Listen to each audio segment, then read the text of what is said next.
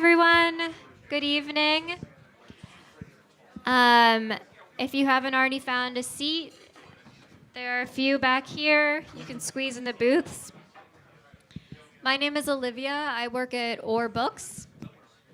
And Or Books is a small independent publishing house located in the back of this bar through those arched doorways. Feel free to come check out our space back there. We are an alternative radical publishing house. We're the proud publishers of people like Julian Assange, like Eileen Myles, like Rafat Al-Alir, like Luke O'Neill, who you're here for tonight.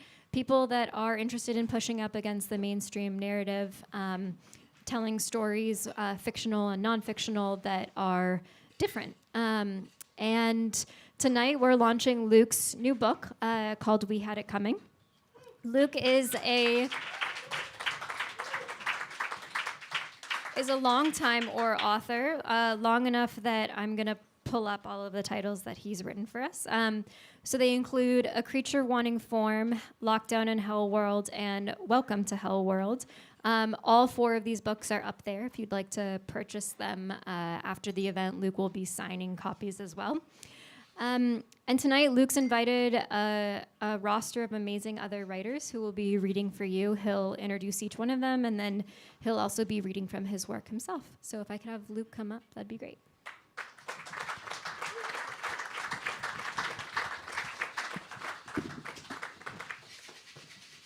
Hey everyone, it's me, Luke, from your computer and phone. This is the fourth one of these I've done in a week, and I'm super stoked to keep talking about myself and the book. The book I'll talk about. Myself, I'm sick of. I'm really excited to have a great group of people here with me. First up, we're going to have Kylie Chung, who is a reporter writing about gender and power at the intersections of culture and politics. She's the author of Coercion, Surviving and Resisting Abortion Bans, and Survivor Injustice, State-Sanctioned Abuse, Domestic Violence, and the Fight for Bodily Autonomy. Her first novel with AK Press comes out next year. So let's give a round of applause for Kylie.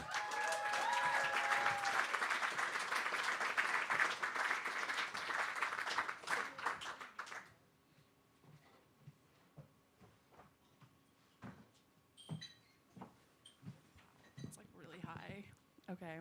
Hi. Okay. I don't think that this is fine, right? No, this is fine. Wait. Okay. Yeah, this is fine. Okay. I wrote a Black comedy novel about a vampire and rape survivor who suffers from a condition called vaginismus, which precludes her from having sex or letting anything enter her vagina. She's inspired to cure her vaginismus when she falls in love with an unemployed 23-year-old man she meets on Goodreads, and then embarks on a series of sexual misadventures over the course of hundreds of years.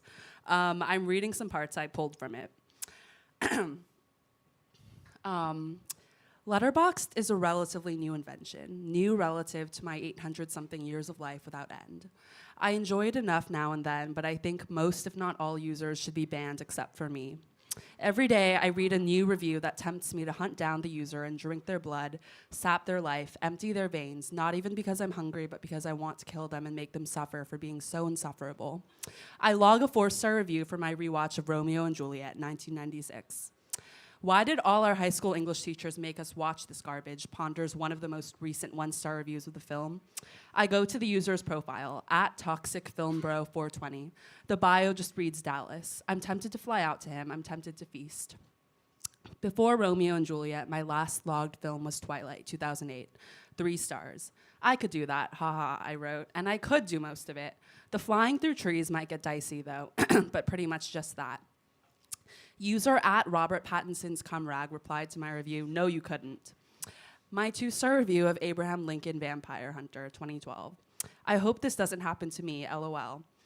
User @BuiltDifferent69 replied to my review, you cinephiles are all the same, always making it about you. I'm on Goodreads too. The Body Keeps the Score, Brain, Minds, and Body in the Healing of Trauma by Basil van der Kolk. I give 4 stars. It's well written and there is some good material in here, but it didn't fix me, LOL, I write. User at mentalhell1 replies under my review. Yeah, you actually have to do the work. What is wrong with you? Another user comments, actually the author sexually harassed a bunch of people, so maybe you shouldn't have read this at all. We met on Goodreads. We've been texting for 2 weeks now. His name is William. William something. The same principle applies to every man you meet on the internet. The less you know, the better. He is 23 and he lives in the quote-unquote guest house of his parents' place in New Jersey. The guest house is underground. Some might call it a basement. He calls it the guest house. He plays a lot of video games. He reads a lot of books. Marx, Lenin, Ghassan Kanafani's novels too. Don't you think it's all unfixable, he asks the world, why try? And the job market is terrible nowadays, he tells me, so why try? And he has the guest house anyway, so why try? He's funny, he texts me jokes while I sit on my vibrator and moan in my empty room. He sends me photos of Castro and Guevara playing basketball. I omit that I personally knew them myself. I was a nurse employed by their forces at some point. I ate a would-be CIA assassin right in front of him and convinced Che he'd hallucinated it. William isn't like the other men I talk to because he is barely a man. Unlike them, he doesn't offer to fly me out to him or come to me himself. He offers me nothing because he has nothing. He asks me if I'll take us both to Cuba someday. LOL, I write back. I sent him a photo and he sends one back. He is blonde and normal looking, something that looks like mischief or just youth twinkles in his eye, the look of someone born yesterday, and I adore it. I avoid thinking about my vaginismus because thinking about it fills me with shame, and shamelessness is more fun. But sometimes, counterintuitive as it may sound, I use my vaginismus to get off. It arouses me to edge a man into frustrated, self-loathing oblivion.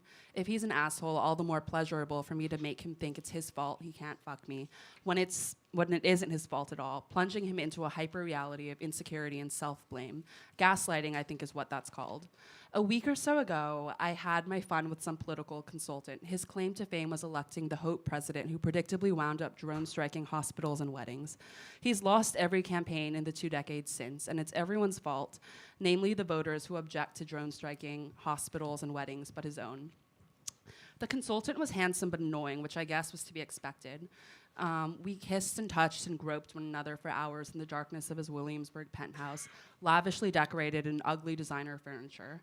The whole time I thought to myself that anything from IKEA, certainly one of those big, fat, overfrosted cafeteria cinnamon rolls would have been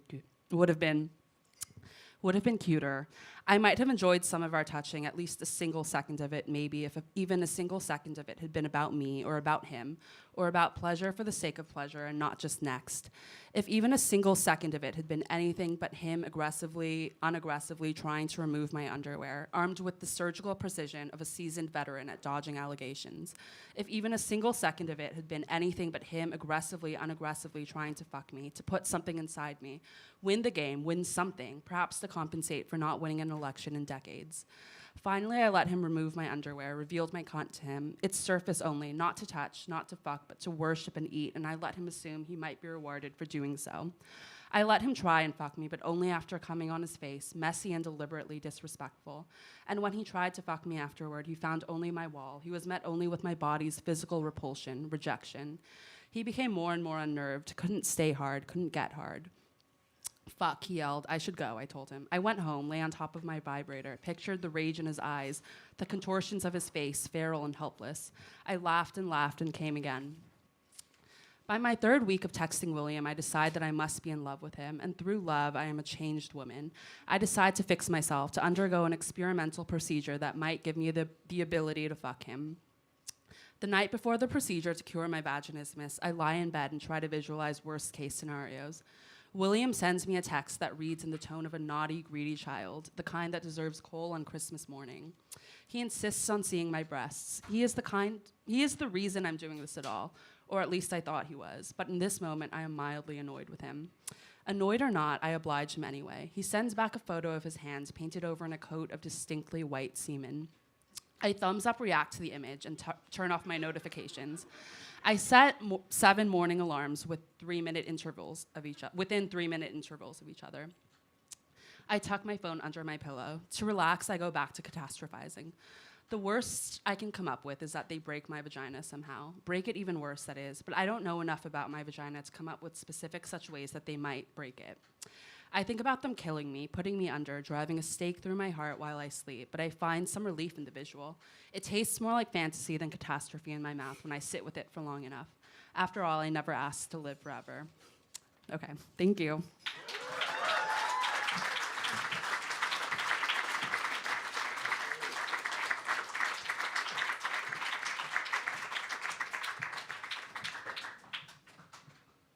That was great. Thank you so much, Kylie. I'm going to do a short one myself here.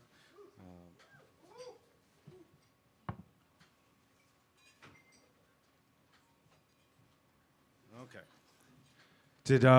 Has anyone spent all day reading those emails that came out today? I couldn't read. I was on the train. I couldn't read them because, like, how do they write like that? How does Jeffrey Epstein? This isn't the worst thing he's ever done, but he's also illiterate. It's like the text I get from my dad. It's a different subject. It's usually about the Patriots, not whatever. All right, this one goes out to my friends in the Democratic Party, and for their big win this week. It's called The Rules. I was fighting fascism with the power of love and kindness and just really getting my ass handed to me. It's a total bloodbath. The referee would have stepped in by now, but they had knocked him out with a steel chair. The only others watching were either fascists themselves or the people trying to fight fascism with the power of love and kindness, and they weren't having a great go of it either. I kept trying to explain in between haymakers that we were better than this, and on top of that, it wasn't likely to be ruled on favorably as far as the courts. None of it helped.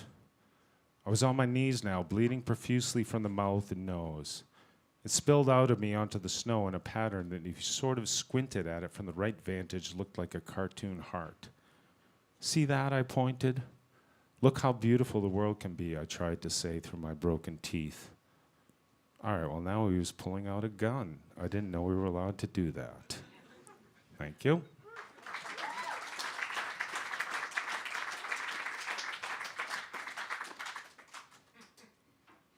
All right, and coming up next, let me just get this. Edward Ongweso Jr. is a writer, editor, and Luddite based in Brooklyn. He's the co-host of This Machine Kills, a podcast about the political economy of technology. He publishes The Tech Bubble, a newsletter on the same subject. And he's a senior researcher at Security Context, where he studies Silicon Valley's influence on national security policy. And if I can just add, I think Silicon Valley's influence on national security policy is very good. Come on up. Thank you. I also agree. I love our Silicon Valley overlords. I think they have the right idea about what to do for the future.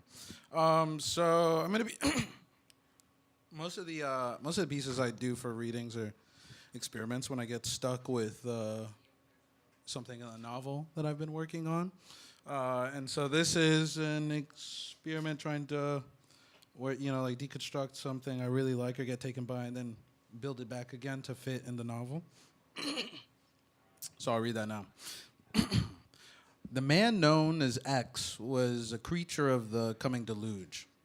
He emerged not from Boston strictures, but from the fever dream of the dissolving coast. He was a prophet in his truck, his ark, that he had a rattling rig stocked not with paired creatures, but with a singular stubborn lineage of black Iberian hogs. This was in the early years of the Great Unraveling, when the weather broke its covenants and the maps began to bleed.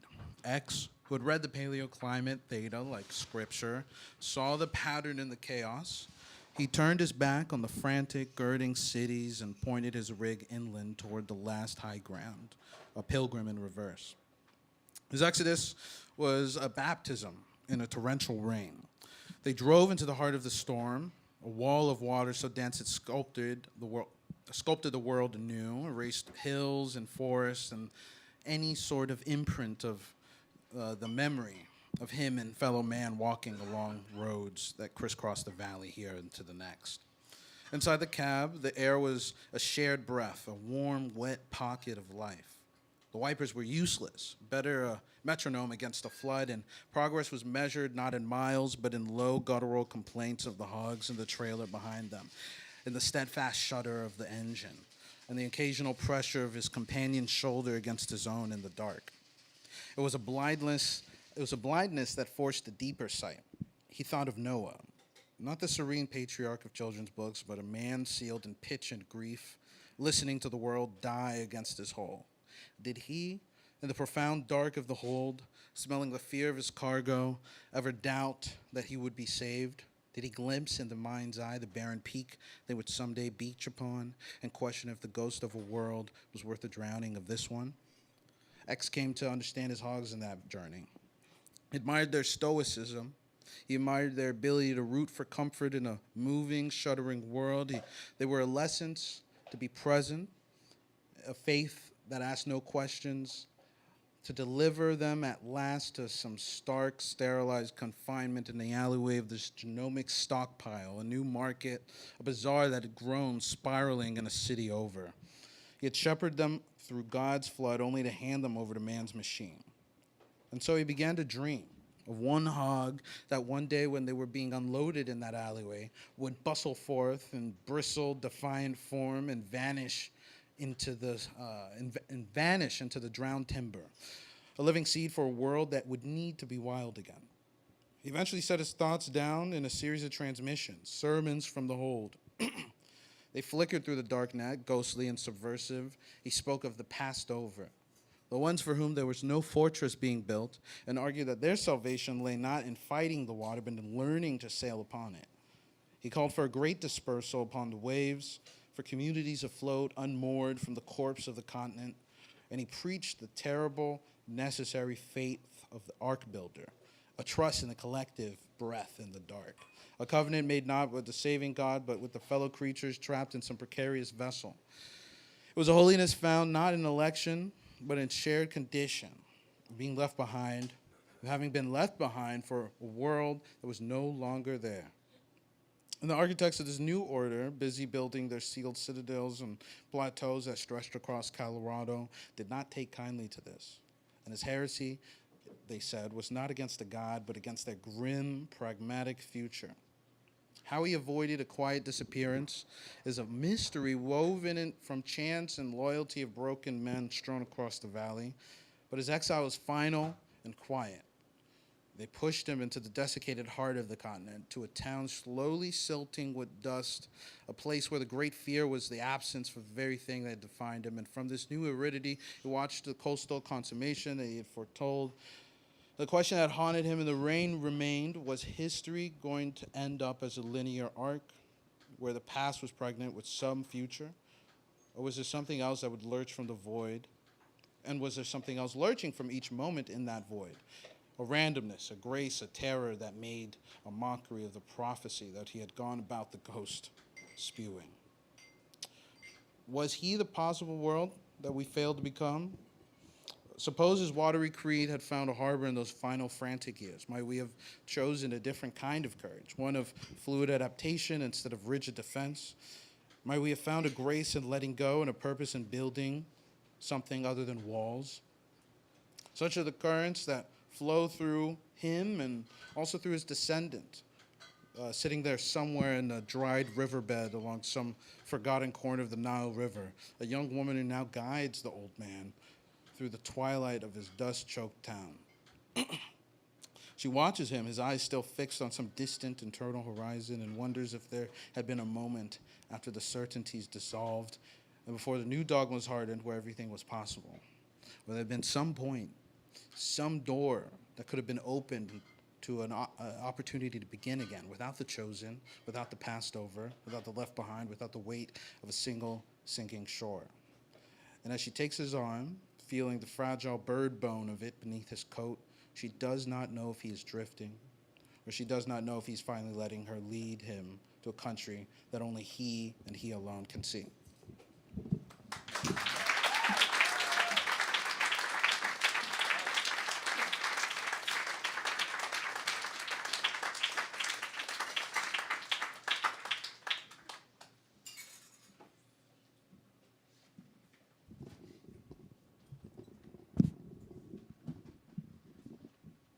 That was great. Thanks so much. All right.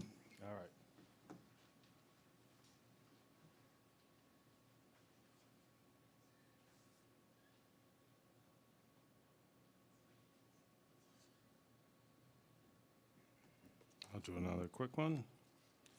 Let's see where we're going.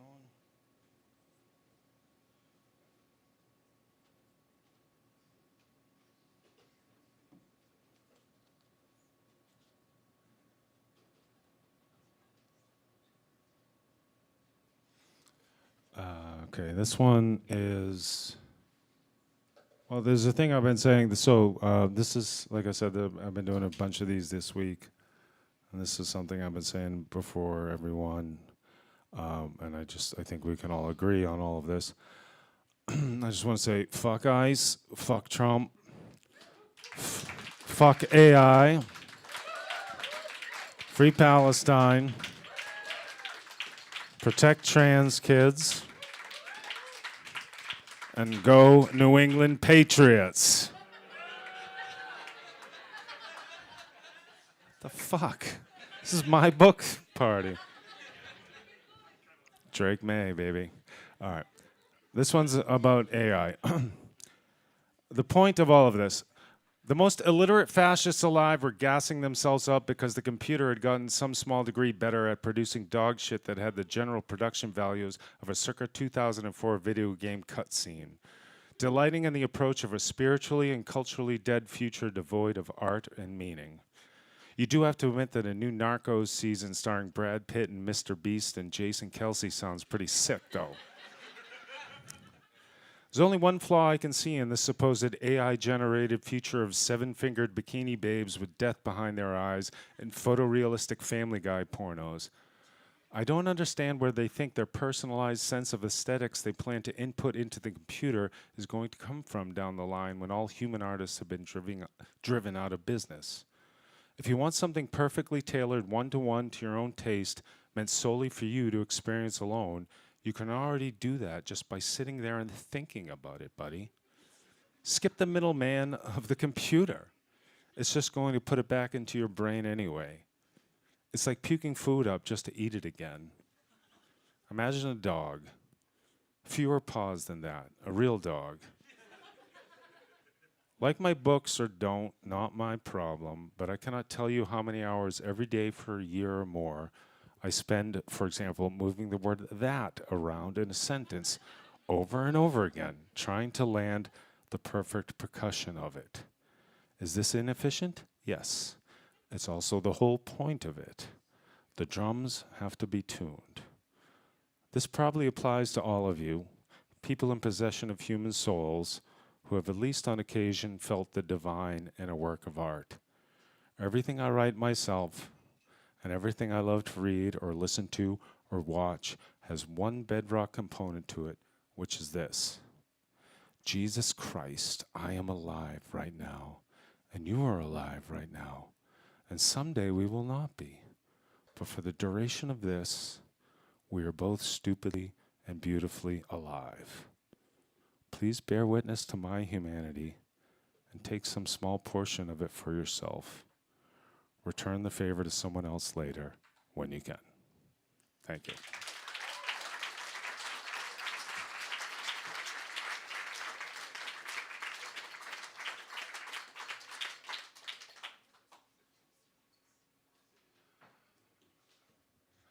All right, let's bring up the next reader. Everyone's fucking awesome, by the way, and thank you so much for coming here. This is really cool. The last time we did this here, we had a great time. Rax was here. That was great. It was like 500 degrees in here, and now it's freezing. How does the weather work? Okay. Next, we're going to bring up Grace Robbins Somerville, who's an essayist and rock critic, born and raised in Brooklyn. She holds an MFA in creative writing and a graduate certificate in publishing from the University of North Carolina, Wilmington. Her work appears or is forthcoming in Paste, Pitchfork, Stereogum, Flood Magazine, Antics, Portable Model, Strange Hymnal, Hobart, and more. She also runs Our Band Could Be Your Wife, which is a great title. a newsletter mostly about music. So come on up, Grace.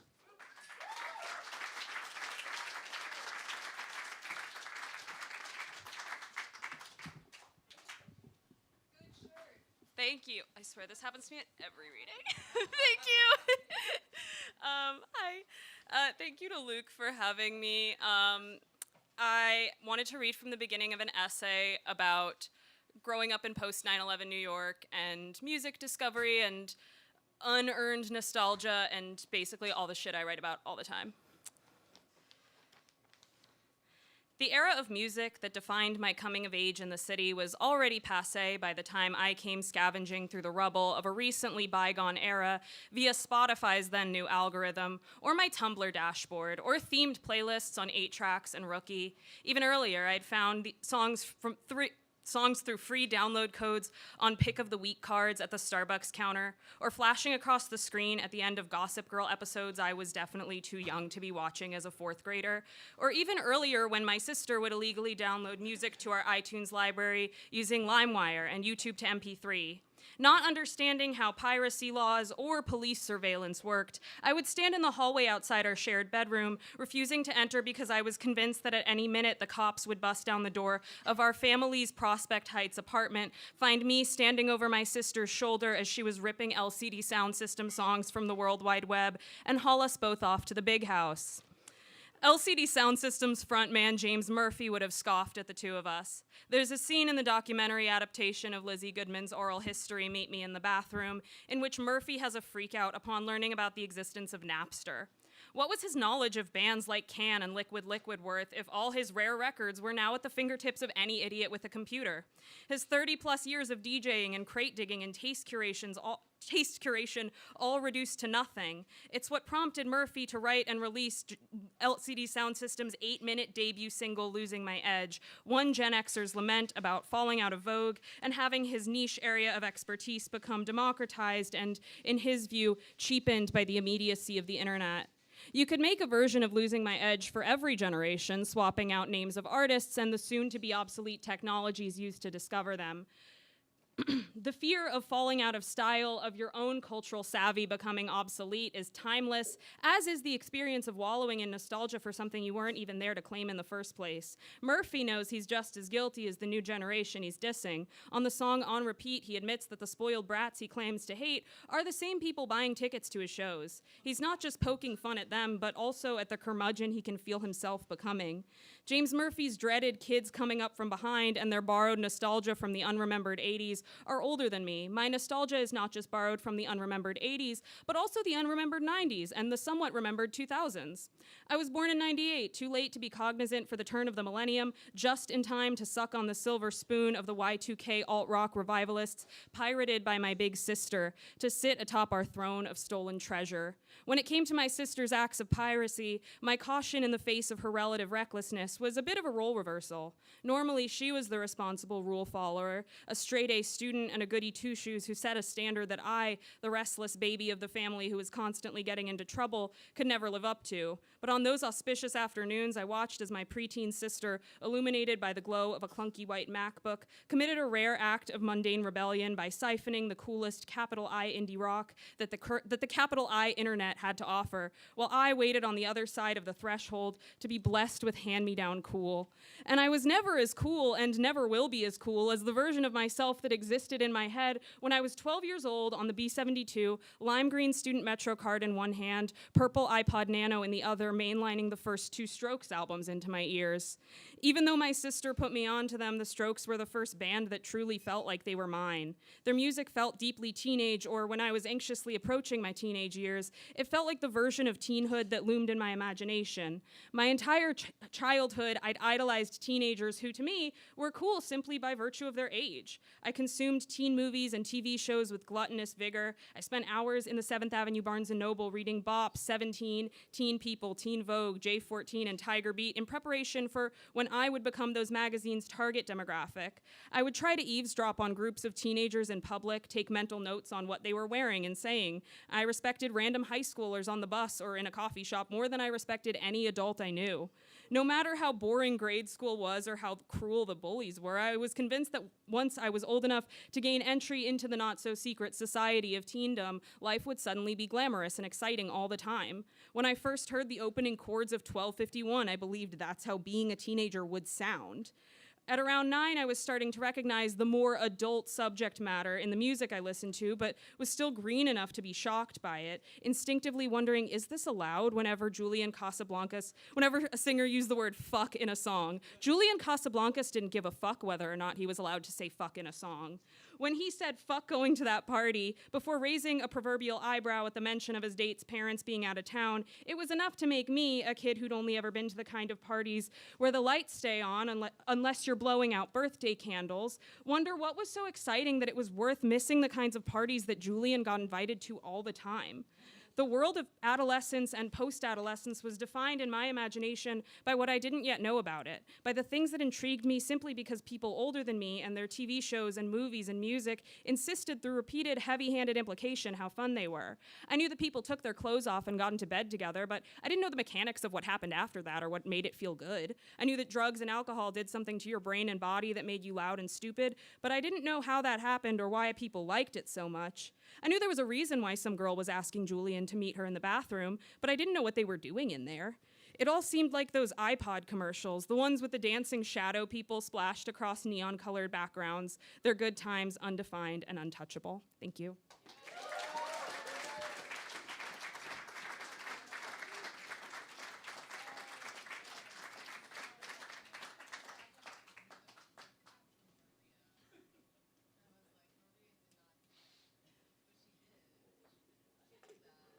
Thank you for everyone who read, for making me seem cool, for knowing cool people.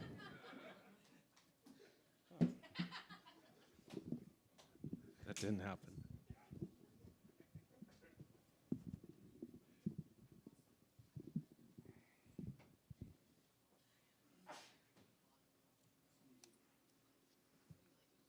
Okay, this one goes out to, also goes out to the Democrats. It's called, they really need our support right now. They're going through it. This one's called First They Came To. First they came for the socialists, which was pretty funny to be honest, because they were mean to me online all the time. Then they randomly stopped there, LOL, just before my ass. What are the odds of that? Well, back to normal.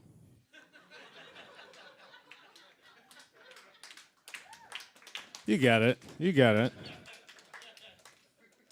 This one's a little similar, but whatever. There's so many tones I can work in.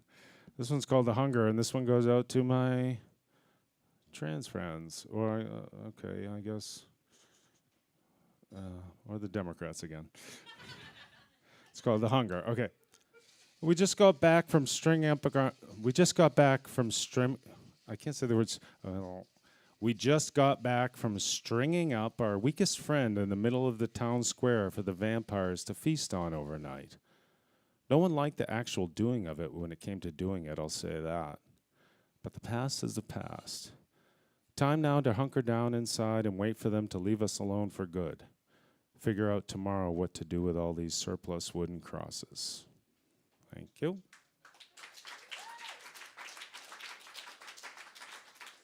You got it. You got it. All right, what's the other one? All right, I'll do one more, and then I'm going to bring up Spencer, and we'll shoot the shit. All right. Oh, wait, maybe I'll do this one. Maybe I'll do two more. Who cares? It's my thing. So this is the first one in the book, and it's, if any of you read me, you probably know that I'm a very big fan of David Berman, and he's a huge influence. Yeah, let's give it up for David Berman, RSP. And you probably know the Purple Mountains album, and there's the song Margaritas at the Mall, which it was really, infected my brain while I was writing this. In particular, like, how long can a world go on under such a subtle God, how long can a world go on with no new word from God? And as you can probably guess from the title, we had it coming. Well, his was coming at that question from a different perspective. This is ultimately some real fucking Catholic shit in here for me. And yeah, I'm sorry. Call your mother. This one's called No New Word. There was a large bird perched atop the tallest tree in your neighborhood, surveilling its domain, and you two couldn't agree on whether or not it was a raptor of some kind or just a run-of-the-mill crow. A flock of smaller birds nearby were agitated over its presence, and yet they circled and circled closer to it, caught in a whirlpool of their own panic. You worried for their safety. The big fella darted down so swiftly after one of them, exploding into the thicket of a nearby brush, and you said, "See, I told you it's hunting something. It's going to get its ass." You picked up a rock and threw it into the leaves and scared them both off. A squirrel that had been minding its own business, too. "Why did you do that?" she said, and you said you honestly did not know. You started to wonder if you had saved one bird's life or just starved another bigger bird. You thought maybe this is why God doesn't bother anymore. All right, thank you. All right, we'll do one more.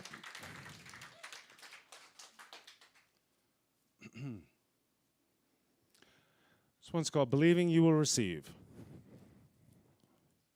I was out on the porch in the dark with a friend who had stopped by to tell me he was getting a divorce. No, he didn't want to come inside and disturb the kids, he said. Out here is fine, he said. I brought out a couple of ice-cold cold ones and listened to a story about the collapse of an entire world. I confess I teared up more than he did. Then again, it was sudden news to me. You would figure it had settled in for him by now, hopefully being one of the first people to know about the slow dissolution of his own marriage.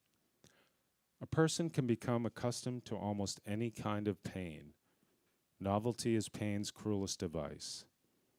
We hugged differently than we had ever hugged. A decent enough man will hug his friends routinely, albeit quickly and percussively, but there is still a kind of hug we keep in reserve from when it is called for. A special occasion when the rare bottle is brought up from the cellar and decanted. We bullshitted for a while as the night bugs screamed in car alarm, like someone was breaking into every tree and bush and nest on the block one by one. How panic is infectious like that, how it pollutes, how animals flee, birds explode into the sky in unison as a rifle's crack. No, there was nothing to be done about it, he said after some interviewing. Wasn't sure if he wanted there to be any more. I was trying to solve it for him like a 1,000-piece puzzle I wasn't even at the table doing, shouting out instructions blindly from the other room. Everything was going to be all right, he said, trying to reassure me more than himself, it seemed like. He was walking around downtown earlier trying to clear his head, and he saw the funniest thing, he said. He passed by a wedding in the park where the groom was reciting the lyrics to Nothing Else Matters as part of his vows, but doing it in the thickest Massachusetts accent he had ever heard. That's honestly so beautiful to me, I said. I didn't know whether to cry or laugh, he said. He sounded like you, he said. No matter how far I sang, and we each laughed half of a laugh. Love is the only thing that is real, he said in a suddenly different voice. I wasn't sure how to respond to that. I said, damn right. A subdued damn right. A mournful damn right. Looks like the Pope is about to die, he said, and I said that I had heard that. They put out a statement asking for everyone's prayers, he said. But if he can't even get his calls answered, then what were any of us supposed to do about it? Then we talked about how much the Red Sox fucking sucked for a while. After he retreated to his suddenly unfamiliar home, I went back into my too familiar home and debriefed my wife and told her I was going to go back out and sit on the porch for a while to decompress. I got myself another can and turned my playlist on shuffle. It don't make you do a thing, it just lets you. The next morning, my doctor's office emailed to remind me that my upcoming free annual preventative health exam may not technically be free as per recent federal guidelines. The appointment is this week, and I'm worried she's going to tell me all my numbers look fine, that there is nothing wrong with me that I have the power to fix. Just over the hill, deer were busy shedding their velvet, agitating their antlers against the bark and brush, and stripping off the protective layer messily and bloodily. Have you seen this? The draped flesh hanging like red rags off of their sharpened points, doing it over and over again every year. Had he not already existed, you would have had to invent the devil himself if you ever came across such a sight in the woods. Maybe that's where they originally got the idea. I don't know. Sometimes they eat it too, so that nothing is wasted. And later in the year, when the antlers fall off completely, other smaller animals congregate and each in turn eat of them for their calcium and protein and to shave down their constantly growing teeth. And it's a chilly, dry morning at the end of the mildest summer I can remember, and I can't really fully appreciate its comfort because it all feels like a bill that will soon come due. Thank you.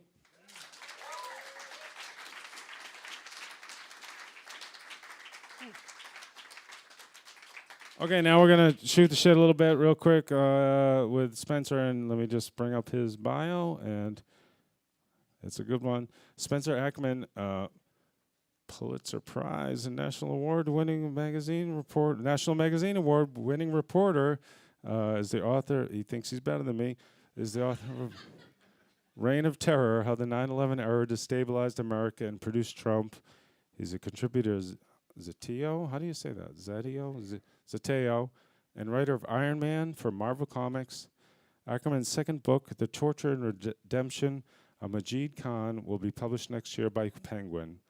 A native Brooklynite, Ackerman also publishes the newsletter Forever Words, which you should all subscribe to. It's very good. All right, Spencer, come on up.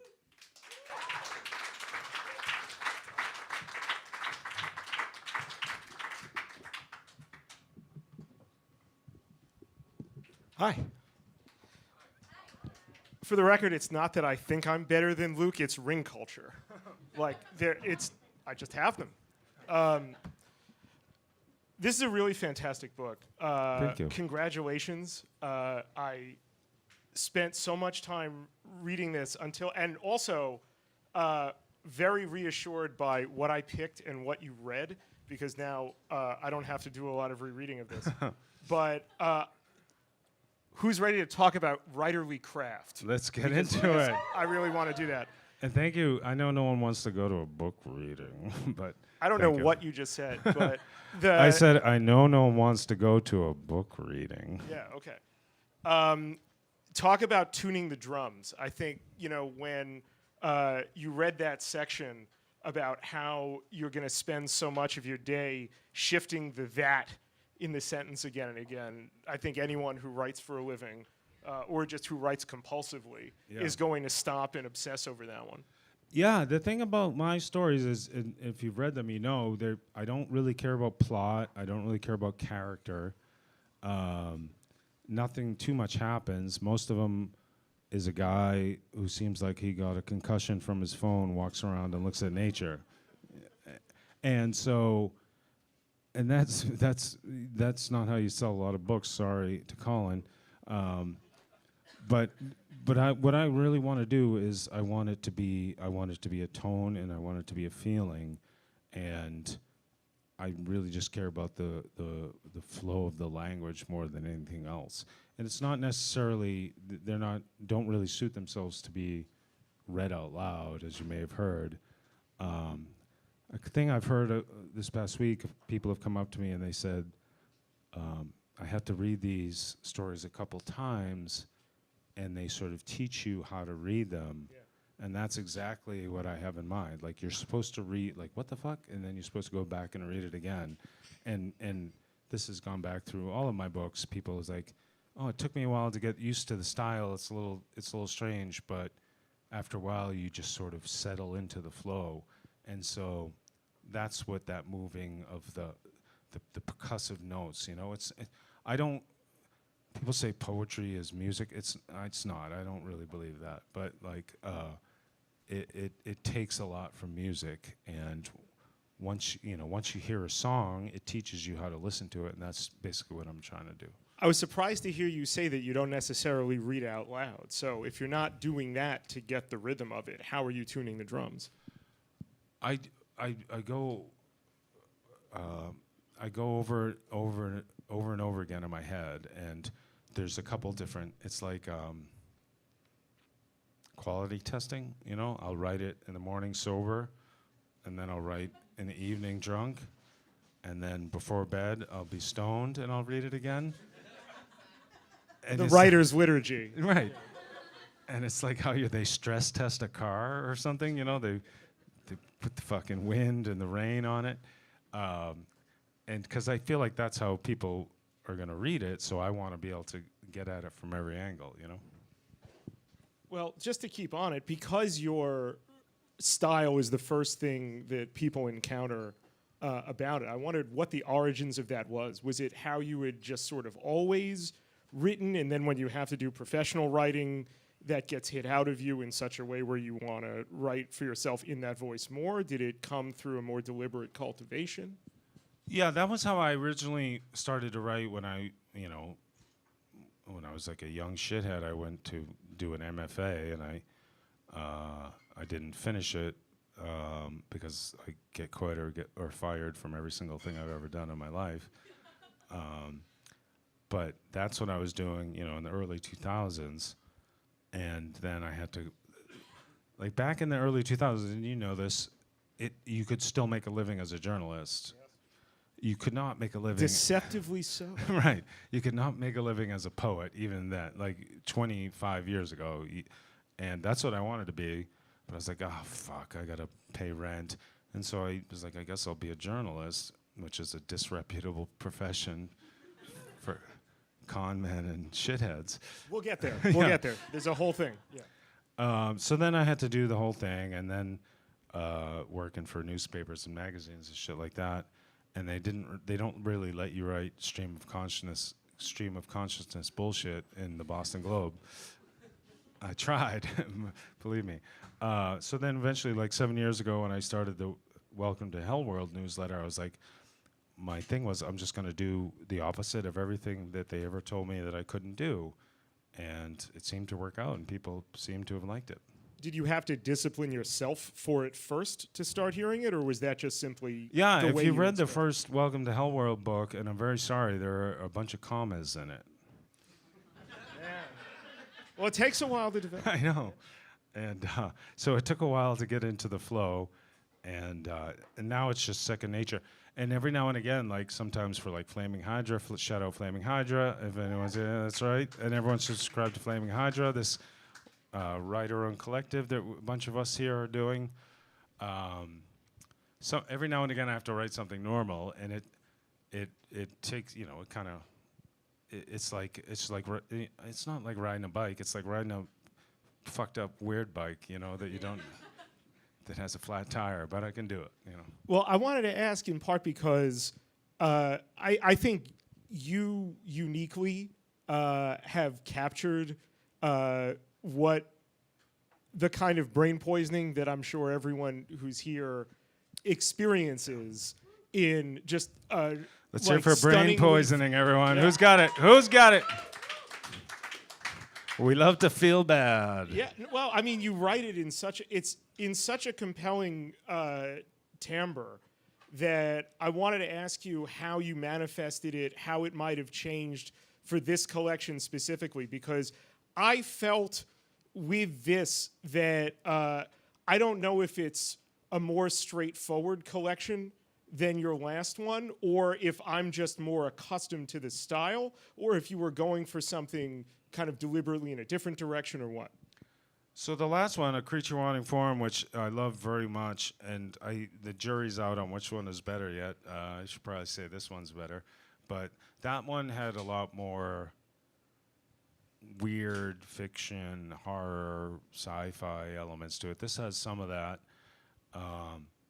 But as I was writing this one, and it was over the past 2 years, and I don't want to like give it away. So the We Had It Coming, I would love everyone to think about what that means for a minute. Did we have it coming or not? Round of applause. Do we have it coming? That's the Catholics. We're gonna get there too. If we have How time. about, how about for the Jews? Do we have it coming? Let's hear from the Jews.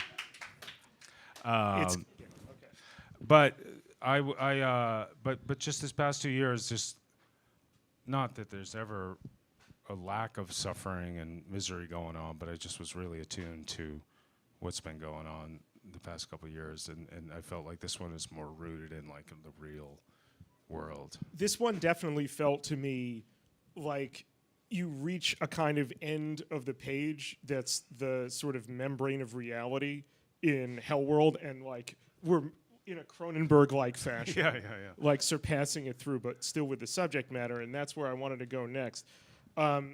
Who here has, over the last, however many years, worked in journalism, currently does, escaped from it? All right, so a fair amount. So, among many places where, like, it just sort of, stopped for me because of how amazing, like, the book is and how much it felt like, what I had just been reading on my phone at any given minute. There's a story in here called Look Now, Look Again, which is about Palestine and the genocide that Israel is committing to this minute in Gaza. There's no ceasefire in Gaza. I want everyone to understand that. There's impunity for Israel that everyone here paid for in Gaza. We're calling it a ceasefire, so if at any moment something like normalcy exists, it will be the normalcy of finishing the job of genocide. That's what's happening in Gaza. That's right. At one moment, there's a point where you're reading Palestinian journalism and you look through someone's bio and it says both a human rights activist and a journalist. What's the difference anyway? It reads, and then you write, that is right, I believe that. That's what the job is or is supposed to be. But I feel like everyone here, there's also another moment that I related to because it struck me as like familiar with a lot of stuff that I unfortunately have done, doing some gimmick journalism. Where you're in a helicopter ride that you never want to take, and we're all wondering, given the subject matter and like the mimetic function in this political moment of a helicopter ride, if someone behind you is going to push you up. But it wasn't that kind of story. But with that, I wanted to ask, to kind of paraphrase or to butcher, I suppose, what Anthony Bourdain said about Henry Kissinger. After you read Palestinian journalism, will you ever stop wanting to strangle the New York Times with your bare hands? Like, No. let's. How far is the office? We could all get together and get some torches We and have pitchforks. I feel we'll attract more as we go along. Yeah, that helicopter story. I went on this. So this is the type of shit you have to do when you're a journalist and you're a freelancer. You're trying to piece together $300 here, $200 there. I went in this fucking tiny helicopter, and it was about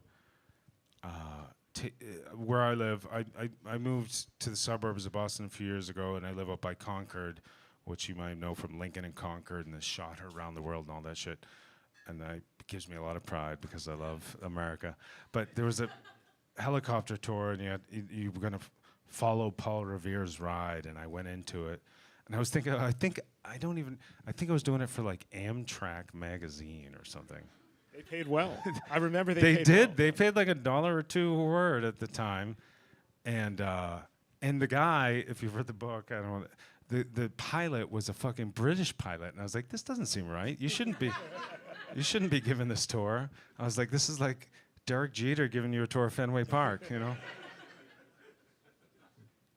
And then I was shitting my pants. It fucking sucked. If you've ever been in a helicopter, it sucks so bad. Like, I don't like flying anyways, but a helicopter is so unnatural. And I was trying to write my notes. I thought it was like the fucking Longfellow of the sky, And then I went through it all. I didn't die. And then I got back down, and I turned it in, and the editor didn't respond to me for like a year, and then he finally ran it at like 100 words, and then I had to wait like 2 years to get paid for it. So that is one of the, among many reasons why I don't do that shit anymore. Like, it's not worth it. And I forget what the rest of the question was. Forget it. So, as we watch our industry collapse, what do you tell the youth who want to do journalism because of Oh, your influence? I was actually already going to say that. All right, forget. 5 or 6 years ago, when I was like kind of doing, hit the early wave of the newsletter thing, I was telling everyone to do a newsletter. Don't do it on fucking Substack now, though. I was telling everyone to fuck Substack, by the way. That goes in the a little smaller response than I would have thought. The fuck Substack. There we go. But I was telling people, you have this opportunity to just do whatever you want, write whatever you want. And I don't really mean this, but, editors are cops. And, all editors are bastards. I'm kidding. I had some great editing on this book, and I love a good editor. Don't backpedal. But there's This is really no, true. because I don't want to be like one of these people that writes like a 10,000 word unedited blog, But the good ones agree with you What do you mean? that all editors are cops. I know, but I don't really mean it, though. I'm kind of a sellout. I'd like an editor every now and again. It's like every now and again. So the other day, I went to DC and then I went to Philly and I was riding the Amtrak and I left my fucking laptop on the train, and I was like, oh my God, I'm fucked. I'm gonna have to look at my phone the whole time. And I called all these people, and then finally I got these Amtrak cops. This guy's like, yeah, what the fuck do you want? And I was like, the Boston Amtrak cops. And they found it, and they held it for me in Boston. And I had to go to Dorchester, and this fucking sketchy parking lot. And they found it, and he had it for me. It's this guy's big fucking cop. And the moral of the story is, I love the fucking cops. They're good now. Zoran Mamdani told So sometimes the cops are good, sometimes editors are good, and uniquely when it benefits me. Well, I think I don't know how much more time. We have 5. Okay. 45 minutes.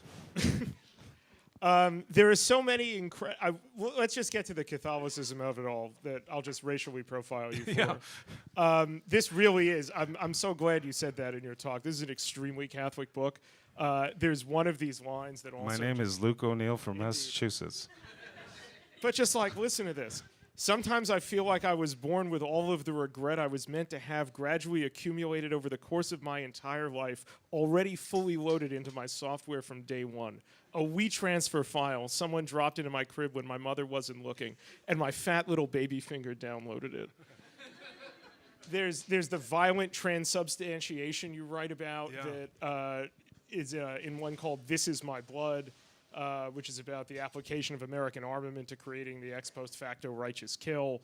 And then obviously the title. So I wanted to ask, given that this is an extremely Catholic sad boy collection, Would you just fucking call me? is that your resting state, remorse? Or were you going for expressing that particularly, for that particular theme with this collection? No, that is 100% who I am. Like this, obviously in some of the stories and some of the Hell World newsletters, I put a little extra fucking spice on it. I put a little mustard on mustard it. on Yeah, a little mustard on it. Sometimes I pull it back though, so like it's the mean or the median or whatever is. I don't know the difference. I don't know math, but the mode maybe. Right, the mode. But it's basically me. There's I was raised extremely Catholic, and like all the shit was fucking beamed into me, and for good and bad, and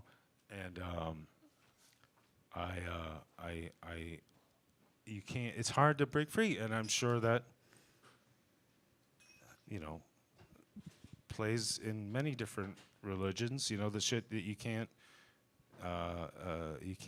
shake off as easily as you might want to, and no, but I do mean that. I do constantly think, do we have this coming? Do I personally have this coming? What did I do to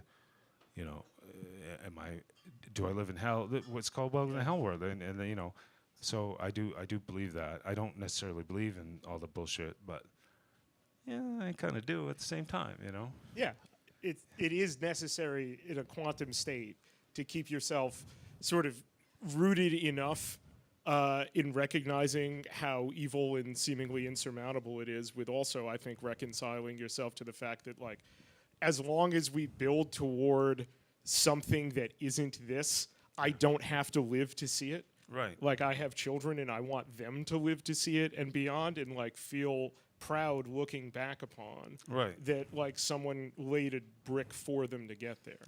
But then at the same time, I quit going to church when I was like 17 because my priest wouldn't let me have my nose ring. So, how much can I really believe? I chose the nose ring over Jesus Christ. Well, there's a sense in which the title, tell me what you think about this, is the most hopeful thing in the book, since it implies a manifestation of justice, which is throughout the book something yearned for but inexperienced in the stories that make up the collection. Say again, sorry. No, sorry. Just That, like, the title might be the most hopeful line in the Yeah, book yeah. because it implies justice. I which- do honestly think that, like, I know we all wake up every day and we're like, what the fuck is happening? And, like, you know, with the Trump and encroaching fascism. And I suppose it's easier to say because it hasn't gotten my ass yet. And it's certainly the people that these fucking pigs are chasing down did not have it coming. Individually, people did not have it coming. Collectively, as a country, I think that we had it coming. You know what I mean? And it's like, we were brought to the point of experiencing it even if we didn't deserve it. And I think also that one of the horrors of it, when the thing happens that we may or may not have had coming, the people who experience it were never the people who had it coming. No, they because never- there's no way of hitting that no, way the people who who's have it the coming. people who have it coming never get it. And so maybe that's something people could quibble with, because it's always the weakest people that get it first. I would love to see the people who really do have it coming get it, and please don't put that on Twitter, X, the everything app. But yeah, it was just I just watched, like, and you know, Spencer writes about this better than anyone. The fucking war on terror. We're in the eternal war on terror years, you know, and the imperial boomerang is coming back around, and it may not get all of us, but it's getting a lot of us. And I don't know how I can say that, like, how you can be outraged at us being uncomfortable now living in this world where we've just watched massacre after massacre, whether it's Sudan or Gaza. And I don't know. Let's all have a couple drinks and have some fun. That's a great note to end on, so why don't we do that? Thank you, everyone. Congratulations to Luke.